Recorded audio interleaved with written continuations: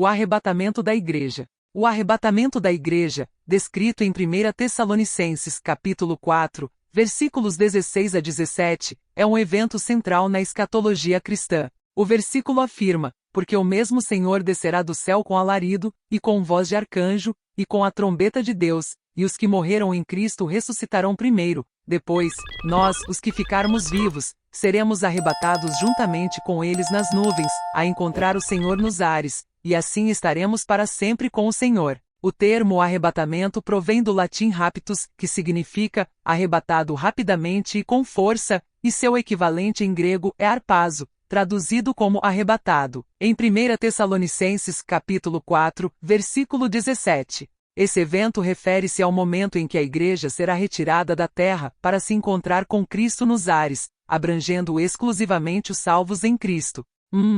A ressurreição dos mortos em Cristo. Antes do arrebatamento, Jesus descerá do céu para buscar sua igreja. A ressurreição dos que morreram em Cristo, 1 Tessalonicenses capítulo 4, versículo 16, ocorrerá nesse momento. Essa ressurreição não é a mesma referida em Apocalipse, capítulo 20, versículo 4, que se relaciona à ressurreição dos mártires da tribulação e dos santos do Antigo Testamento. Em João, capítulo 5, versículos 28 e 29, Jesus diz: não vos admireis disto, porque vem a hora em que todos os que estão nos sepulcros ouvirão a sua voz e sairão. Este evento enfatiza a esperança da ressurreição para todos os crentes, que é uma promessa de Deus. 2. Transformação dos crentes vivos. Enquanto os mortos em Cristo ressuscitam, os crentes vivos serão transformados e seus corpos se revestirão de imortalidade. 1 Coríntios 15, versículos 51 a 53. Em 1 Coríntios capítulo 15, versículo 52,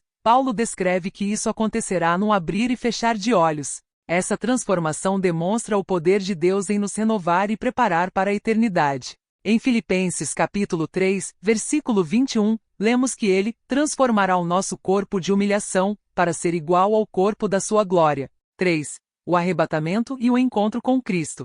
Os crentes ressuscitados e transformados serão arrebatados juntamente, 1 Tessalonicenses 4, versículo 17, para encontrar Cristo nos ares. Essa união com Cristo é a culminação da esperança cristã. Em Romanos capítulo 8, versículos 38 e 39, Paulo afirma que nada poderá nos separar do amor de Deus, que está em Cristo Jesus, nosso Senhor. Assim, este encontro é um momento glorioso de união eterna com nosso Salvador. 4. Liberdade das aflições e da ira futura. Ao serem arrebatados, os crentes estarão livres de todas as aflições e perseguições. 2 Coríntios 5, versículos 2 a 4. Filipenses capítulo 3, versículo 21. A Bíblia promete que a igreja será poupada da ira futura, 1 Tessalonicenses 1, versículo 10 e 5, versículo 9, referindo-se à grande tribulação que precederá a volta de Cristo. Em Apocalipse capítulo 3, versículo 10, encontramos a promessa de que Deus protegerá os seus da hora da tentação que virá sobre o mundo.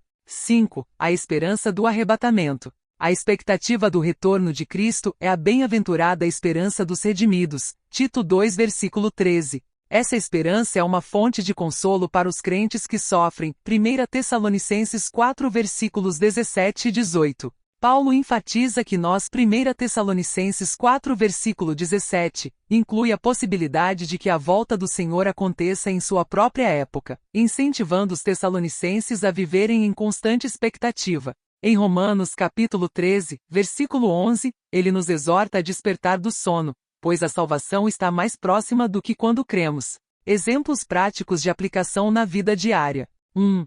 Viver com esperança. Ao enfrentar dificuldades, lembre-se da promessa do arrebatamento. Isso traz conforto e renova a fé, sabendo que há um futuro glorioso em Cristo. 1 Tessalonicenses 4, versículo 17. 2.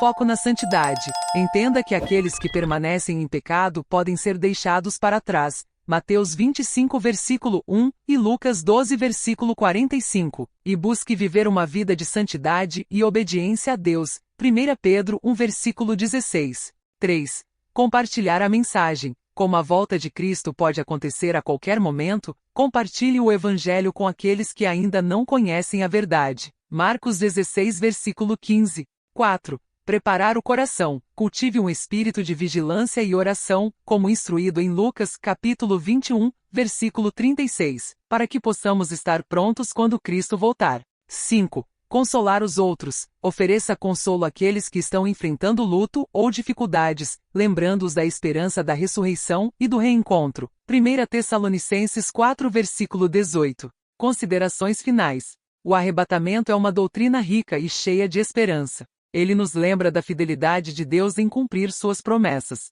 Através da história, várias descobertas arqueológicas, como manuscritos e artefatos, corroboram a narrativa bíblica, fortalecendo a fé na veracidade das Escrituras. O entendimento do arrebatamento nos desafia a viver em expectativa e vigilância, com o olhar fixo em Cristo, nosso Redentor, que voltará para nos levar para casa.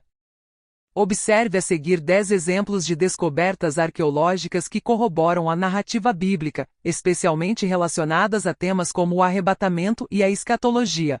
Primeiro, os manuscritos do Mar Morto, descobertos entre 1947 e 1956. Esses manuscritos incluem cópias antigas de textos bíblicos que confirmam a precisão da transmissão das Escrituras ao longo dos séculos. 2. A Pedra de Tel Dan. Esta estela contém uma referência ao rei de Israel, que corroborou a existência do reino de Israel durante o período bíblico e é uma evidência histórica da linha de Davi. 3. O Siloé Inscription. Descoberta em 1880, essa inscrição foi encontrada no túnel de Siloé, mencionando a construção de um aqueduto em Jerusalém, confirmando relatos bíblicos sobre a cidade. 4. A inscrição de Pilatos, encontrada em 1961, essa inscrição é uma referência a Pôncio Pilatos, o governador romano mencionado nos evangelhos, confirmando sua historicidade. 5. A Estela de Mexa, datada do século IX a.C., esta estela fala sobre a vitória de Mexa, rei de Moabe, e menciona a casa de Davi, reforçando a narrativa dos reis de Israel. 6. As ruínas de Nazaré. Escavações na antiga Nazaré revelaram uma aldeia do primeiro século que corresponde à descrição bíblica do lar de Jesus, corroborando sua origem e contexto cultural. 7.